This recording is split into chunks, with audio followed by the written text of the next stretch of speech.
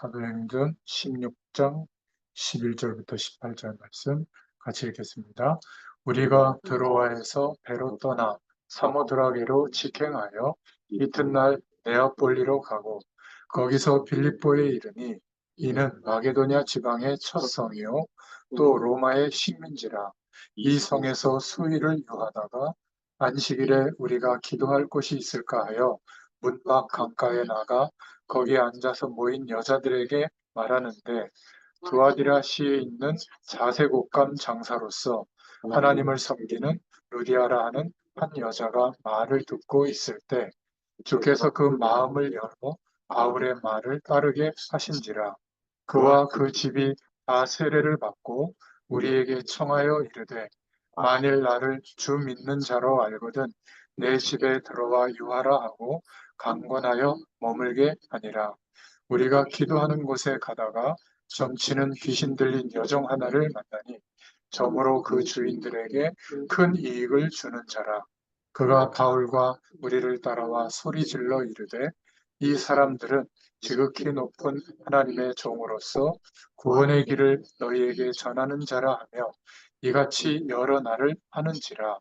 바울이 심히 괴로워하여 돌이켜 그 귀신에게 이르되, 예수 그리스도의 이름으로 내가 내게 명하노니 그에게서 나오라 하니 귀신이 즉시 나오니라. 아멘. 네, 오늘 사도행전 16장 11절부터 18절의 말씀을 통해서 우리 함께 은혜를 나눌 제목은 세상의 이익과 하늘의 이익이라는 제목으로 함께 은혜를 나누겠습니다. 네, 이창현 권사님 감사합니다. 제목은 세상의 이익과 하늘의 이익이라는 제목입니다. 복음 속에 있지만 우리 청년 전문인 산업인들이 사실 참 생각하고 갈등하는 때가 많죠. 세상 속에 살아가기 때문에 의식주 문제, 또 우리가 하는 일, 또 인생에 대한 문제를 두고 고민이 되는 것은 당연합니다. 그렇죠? 그런데 어떨 때는 세상의 이익과 하늘의 이익을 두고 뭔가 선택을 해야 될 그런 때가 있는 것 같아요. 그때 어떻게 할 것인가? 이런 중심으로 오늘 말씀을 좀 보면 좋겠습니다. 지금까지 우리가 살아오면서 얼마나 많은 이익을 남겼는가? 이렇게 생각해 보면 보통 재산을 생각하죠. 그렇죠? 뭐 어떤 생물학적인 거에 심취해 있는 사람은 내 종족을 얼마나 남겼나 이런 분도 계시던데, 그러나 그런 것들은 하나의 지표지. 인생은 많은 것들로 되어 있잖아요. 살아가면 살아갈수록 우리가 이 땅의 삶을 영원한 천국의 배경을 준비하는 삶으로 그렇게 생각한다면 우리들이 생각할 부분은 더 중요한 것들이 있죠. 그래서 대부분 우리 자신이 생각하는 가장 중요한 가치, 거기에 맞게 이익을 남기잖아요. 특히 그리스도 안에 있는 우리는 하나님 나라가 얼마나 확장되고 있는가, 나의 인생을 통해서 하나님 나라의 이익이 참 중요합니다. 그래서 서론으로 생각해 볼 것은 지금까지 나는 하나님 나라 확장으로서 얼마나 이익을 많이 남기고 있는가, 이것을 좀 생각해 보면 좋겠습니다. 오늘 특히 사도행전 16장의 말씀은 그러한 부분을 말하고 있는데요. 11절부터 18절에 아시아 지역으로 향하려고 하던 계획을 돌이켜서 하나님께서 성령으로 어, 가르쳐 주시는 마게도니아 지역, 유럽으로 발걸음을 옮겼습니다. 그리고 나서 만나게 된 것이 바로 루디아를 만나게 되죠. 첫 번째로. 16장 12절에 보니까 거기서 빌립보에 이르니 이는 마게도니아 지방의 첫 성이요 또 로마의 식민지라. 이 성에서 수일을 유하다가 이렇게 되어 있죠. 어, 마게도니아의 중요한 도시 빌립보에 도달했는데 사실 이 바울 팀이 전혀 생각하지 않았던 지역이죠. 우리는 우리가 계획을 세우고 또 그 계획을 따라 인생을 한 걸음 한 걸음 나아가지만 하나님의 우리의 과거와 현재와 미래를 두고 볼 때, 우리의 전생을 두고 볼 때 전혀 생각하지 않았는데 하나님이 인도하시는 그러한 중요한 길을 그 길 앞에 설 때가 있습니다. 참 이때가 참 중요한 것 같아요. 이 바울팀은 그 지역에 와서 설레는 마음으로 복음을 전하는 사역을 시작하죠. 근데 16장 13절에 보니까 안식일에 우리가 기도할 곳이 있을까 하여 문 밖 강가에 나가 거기 앉아서 모인 여자들에게 말하는데 이렇게 나와 있잖아요. 이 빌립보 지역에는 회당이 없었어요. 유대인의 회당이 있으려면 최소한 유대인 남자 성인 10명이 있어야 설립할 조건이 된다고 그래요. 근데 회당이 없다고 하는 것은 이 빌립보 지역에는 유대인들이 모이는 곳이 없다는 거죠. 소수의 사람들이 사니까. 그래서 여기에 나온 문밖 강가, 이 강가는 어떤 그 정결례를 하기 좋은 장소였던 것 같아요. 그래서 소수의 유대인들이 모여서 기도하는 곳으로 사용하고 있는 장소다. 이렇게 어, 인정하는 곳이거든요. 그러니까 안식일에 우리가 기도할 것이 있을까 찾다가 하필이면 그 문밖 강가, 유대인들이 소수가 모여서 기도하는 곳에 가서 말한 겁니다. 거기에 앉아서 모인 여자들에게 말하는데 그러니까 기도하기에 모인 여자들을 보고 그들에게 바울의 중심의 복음의 내용을 이야기한 거죠. 그때 16장 14절에 보니까 두아디라시에 있는 자색 옷감 장사로서 하나님이 섬기는 루디아라 하는 한 여자가 말을 듣고 있을 때 주께서 그 마음을 열어 바울의 말을 따르게 하신지라. 이 루디아는 어, 그 지역에 아마 사람이었던 것 같아요. 두아디라 시 출신으로 루디아라는 여인이 있었는데 남편 이름이 나오지 않는 것을 보면 아마 홀로 된 사람이 아닌가 이렇게 추정을 하고요. 그녀는 일찍이 자신의 고향에서 여호와 하나님을 믿는 신앙을 가진 것으로 보입니다. 하나님이 이 루디아를 일찍이 눈여겨보고 계셨던 것 같아요. 주께서 그 마음을 열어 이 표현은 하나님께서 모든 것을 주관하시지만 특별한 인도하심이 있을 때 이 표현을 성경에서는 사용하고 바울도 사용했죠. 주께서 그 마음을 열어.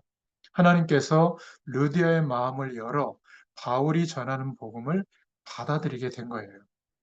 그녀의 믿음을 보시고 메시아로 오신 예수님을 그리스도로 가장 먼저 받아들이도록 하나님께서 바울을 그녀에게 인도하신 겁니다. 그래서 이 루디아는 유럽에서 처음으로 복음을 받아들인 여인이 돼요. 그리고 16장 15절에 보니까 그와 그 집이 다 세례를 받고 우리에게 청하여 이르되 만일 나를 주 믿는 자로 알거든 내 집에 들어와 유하라 하고 강권하여 머물게 하니라. 루디아는 온 가족이 세례를 받고 바울이 이 빌립보 지역에서 복음 사역을 할 수 있도록 자신의 집에 청하여 머물게 한 겁니다. 루디아는 두아디라시의 유명한 붉은색 옷감, 뭐 비단이라고도 하는데 그 자색 옷감을 가져다가 팔았는데 굉장히 비싼 옷감이었다고 해요. 지금으로 말하면 비싼 수입 명품 옷가게를 하고 있었던 것 같아요. 아무튼 루디아와 그 집에 복음 사역이 시작이 됐는데 유럽의 첫 교회인 빌립보 교회가 세워지게 된 겁니다. 자, 여기서 우리가 좀 생각해 볼 것은 이 루디아는 사실 장사꾼이었거든요. 특히 사업하는 사람도 그렇지만 장사꾼의 목표는 이익이잖아요. 이익, 그죠? 그러니까 이 루디아는 바울을 만났을 때 장사꾼이었는데 장사의 이익을 따라 선택한 것이 아니라 영적인 이익을 추구한 겁니다. 바울을 자신의 집으로 청할 때 사실은 어떤 이익이 오는 게 아니라 물질적으로 손해가 따랐을 거예요. 그런데 루디아는 영적 이익을 더 추구하고 있어 바울을 자신의 집으로 초청했죠. 그 이후에 그의 집에서부터 교회가 시작된 겁니다. 자, 교회가 시작됐다고 하면 돈을 버는 것보다 비용이 더 많이 들어가지 않았을까요? 그죠? 근데 장사꾼이었던 루디아가 무엇보다 그에게 큰 진짜 이익, 영적 이익을 추구하게 된 겁니다. 그러니까 물질적으로는 좀 손해를 볼 수 있었지만 영적인 부분에 이익을 보는 선택을 하게 됐죠. 모든 손익계산은 숫자로 표현되잖아요. 그런데 영적인 이익은 당장 눈에 보이는 숫자로 표현되지 않을 때가 많아요. 그러나 하나님 앞에서는 분명히 구체적인 숫자로 표현될 줄로 믿습니다. 루디아처럼 영적 이익을 붙잡을 수 있는 사람이 될 수 있기를 축원드립니다. 우리가 영적인 이익에 욕심을 낸다면 바로 그 부분에 욕심을 좀 낼 필요도 있어요. 세상은 물질적 이익에 다 욕심을 내죠.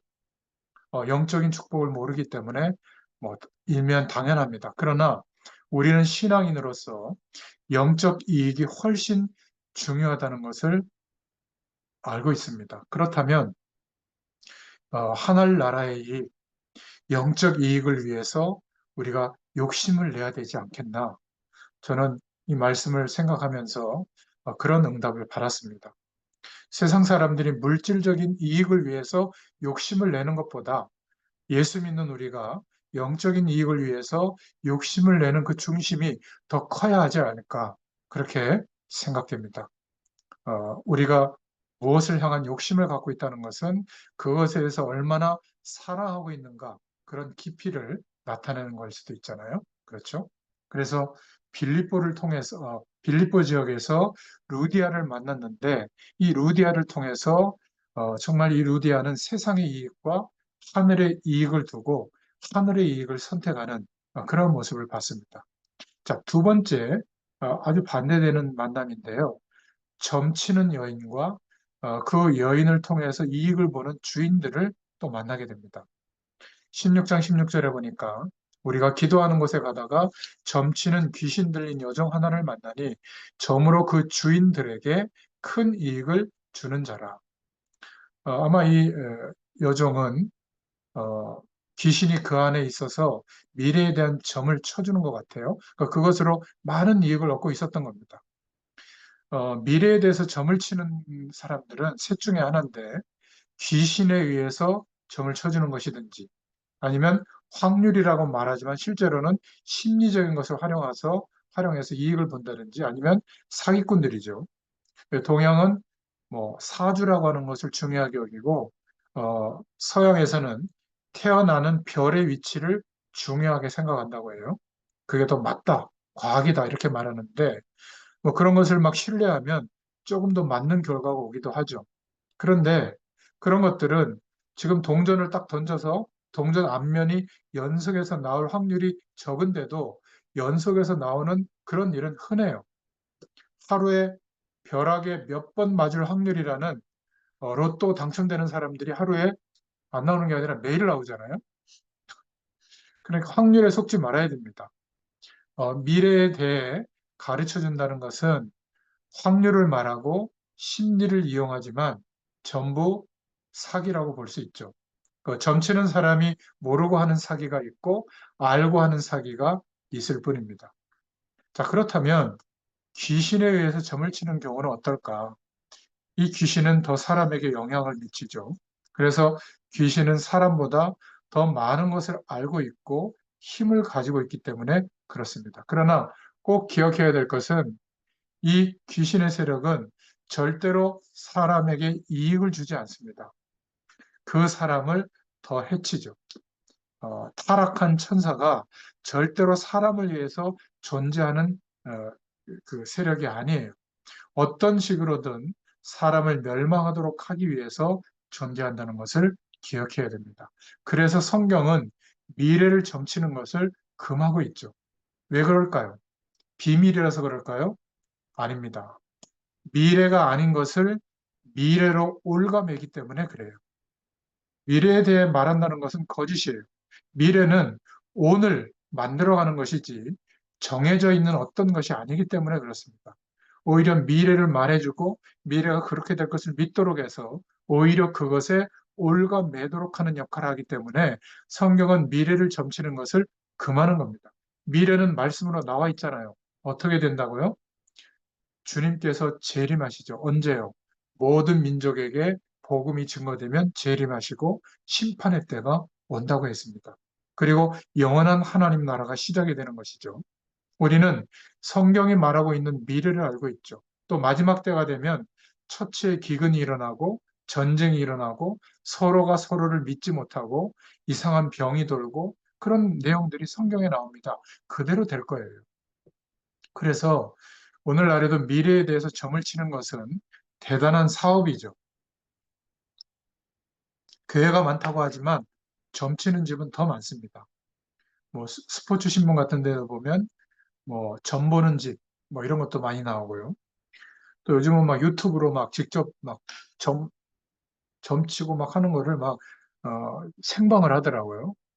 막 거기에 뭐 몇만 명씩 보고 그러더라고요. 용하다고 하는 데는. 참 과거나 오늘이나 사람들은 미래에 대해서 되게 알고 싶어 해요. 불안하기 때문에 그렇죠. 그러나 그 점은 불안을 이용한 악한 장사꾼이 하는 방법입니다. 그래서 성경은 그것을 금하고 있죠.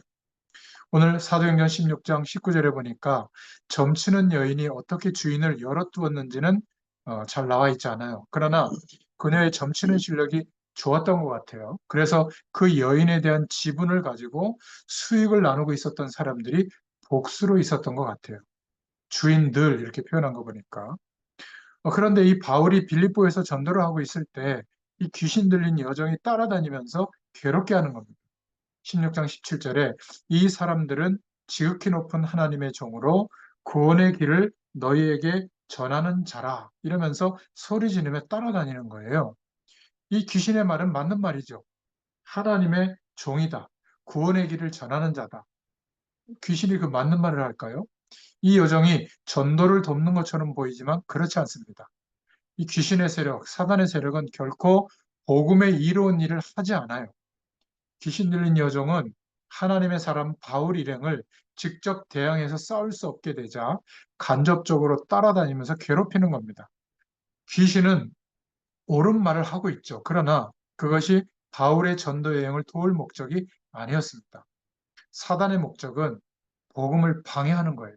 바울 일행을 괴롭히는 겁니다. 그래서 기억하셔야 돼요. 때로는 이 귀신의 세력, 사단의 세력은 옳은 말을 가지고 교회를 깨뜨리기도 합니다. 사람은 항상 부족함이 있죠. 그렇기 때문에 허물을 찾으려고 하면 참 많습니다. 허물 때문에 사람의 관계가 깨지고 교회가 화를 입는다면 그것은 잘못된 것이죠. 오히려 교회는 허물을 용납하고 서로 세워주는 곳이어야 합니다. 복음을 거부하는 세상이 우리를 힘들게 하기 위해서 때로는 옳은 말을 가지고 우리들을 괴롭힌다는 사실을 꼭 기억해야 됩니다. 귀신이 그 안에 있기 때문에 점치는 여인은 바울의 일행을 그 정체를 분명히 알았죠. 그래서 바울을 돕고 있는 것이 아닙니다. 귀신의 세력은 언제나 선한 일을 행하지 않아요.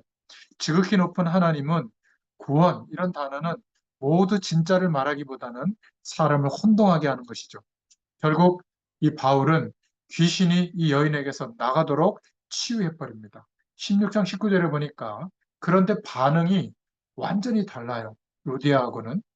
여정의 주인들은 자기 수익의 소망이 끊어진 것을 보고 바울과 신라를 붙잡아 장터로 관리들에게 끌어갔다가 이렇게 나오죠.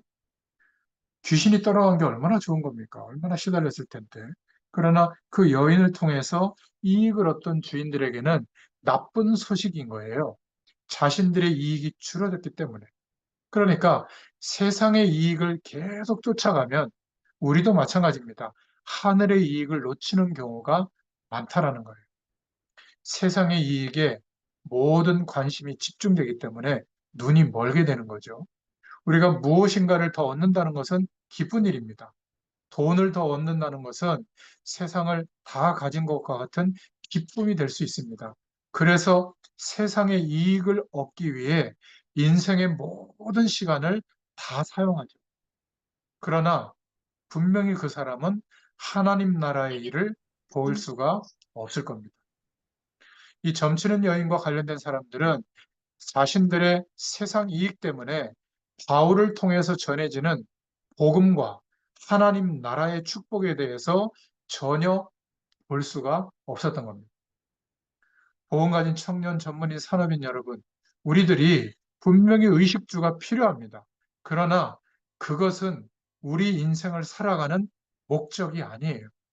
그것이 주된 것으로 돼버리면 가장 중요한 하늘의 이익이 안 보입니다. 그래서 우리가 살아가는 삶의 모든 것은 목적이 아니라 수단입니다. 선택할 수 있는 것들이죠. 꼭 그렇게 해야만 되는 것들은 아니에요. 부차적이라는 것을 알아야 합니다. 그래서 미래 하나님 나라에서는 온전히 영원히 다 주어질 것이라는 것을 우리가 기억해야 됩니다. 그러나 지금은 아니죠. 지금은 그것이 필요한 것일 뿐 우리의 목적이나 주된 것은 아니다.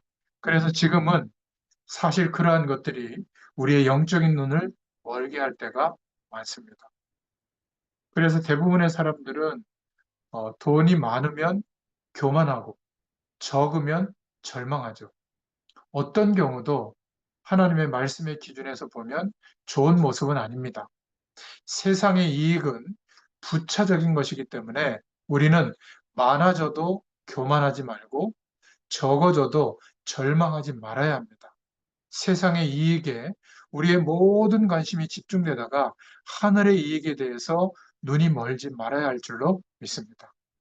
자, 그래서 세 번째로 우리가 볼 수 있는 것은 지금 세상은 복음을 거부하는 세상이 됐습니다. 그런데 복음은 세상을 구원하고 세상을 이롭게 하는 거잖아요. 귀신 들린 여종은 귀신의 힘을 입어서 점을 침으로 주인에게 많은 돈을 벌게 해주던 사람이었어요. 그런데 바울이 귀신을 쫓아내므로 주인들이 더 이상 돈을 벌 수 없게 되자 이 주인은 바울 일행에 대해서 아주 적대적으로 변한 거예요. 복음은 세상을 구원하고 세상을 이롭게 하는데 항상 우리가 복음을 지향해서 살아간다고 해서 세상의 이익에 비례하는 것은 아니에요. 그러니까 세상이 왜 그러냐면 하나님을 떠난 이후로 이익을 보는 방법이 다양해진 겁니다. 다른 방법을 통해서 이익을 보는 것만이 아니라 악한 방법을 통해서라도 이익을 보는 것을 반기게 된 거예요. 선호하게 된 거죠. 그래서 그 사람들에게는 이제 선하다, 악하다 이게 문제가 아니라 내게 이익이 되는 것이 선한 것이 된 거예요.